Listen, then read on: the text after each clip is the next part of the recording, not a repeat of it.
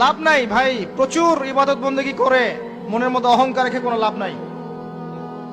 অনেক কিছু করছেন, নিজেকে মনে করছেন আপনি সুপিরিয়র, অন্যরা সব ককরোচ, আপনি জান্নাতের ডিলার, লাভ নাই। ইবলিসের আকীদা এটা ইবলিসের আকীদা। খলাকতানি মিন নার ওয়া খলাকতাহু মিন তিন। এখন যারা ইসলামের বিপক্ষে আছে তাদের মধ্যে থেকে আল্লাহ পাক খালিদ এবং ওমর রাদিয়াল্লাহু আনহুর মতো সাহাবী বের করতে পারেন। আল্লাহ পাকের সুন্নাহ বোঝা খুব দুষ্কর। যাকে আপনি তুচ্ছ করছেন আল্লাহ পাক তাকে হেদায়েত দিয়ে আপনার চেয়ে বড় জায়গায় নিয়ে যেতে পারেন। যাকে আপনি বড় কাফের মনে করছেন আল্লাহ পাক কাল তাকে হেদায়েত দিয়ে ইসলামের খেদমত করাতে পারেন। আবার আল্লাহ পাক আপনাকে, যিনি 5 ওয়াক্ত নামাজ পড়ছেন, রোজা রাখছেন, আপনাকে পথভ্রষ্ট করে দিয়ে জাহান্নামে নিতে পারেন। অতএব আত্ম অহংকারের কোনো সুযোগ নাই। তাসকিয়া দরকার। কদ আফলাহা মান যাক্কাহা ওয়া কদ খাবা মান দাসাহা।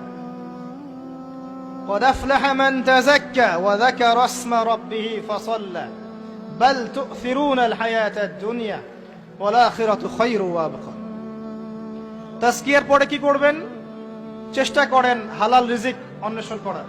আল্লাহর ওয়াস্তে সুদ খায়েন না, আল্লাহর ওয়াস্তে ঘুষে যায় না, আল্লাহর ওয়াস্তে, আল্লাহর দোহাই দিয়ে বলছি দুর্নীতি করেন না, আল্লাহর ওয়াস্তে মানুষের সম্পদ আত্মসাৎ করেন না। আল্লাহকে ভয় করেন, আল্লাহর ওয়াস্তে করেন, আল্লাহর ওয়াস্তে ছেড়ে দেন। হাত জোর করে রিকোয়েস্ট করছি, সুদ খায়েন না। নিজের মায়ের সাথে জেনার মতো অপরাধ, নিজের মায়ের সাথে জেনার মতো অপরাধ। এটা আমার কথা নয়, এটা মুহাম্মদ সাল্লাল্লাহু আলাইহি ওয়াসাল্লামের কথা।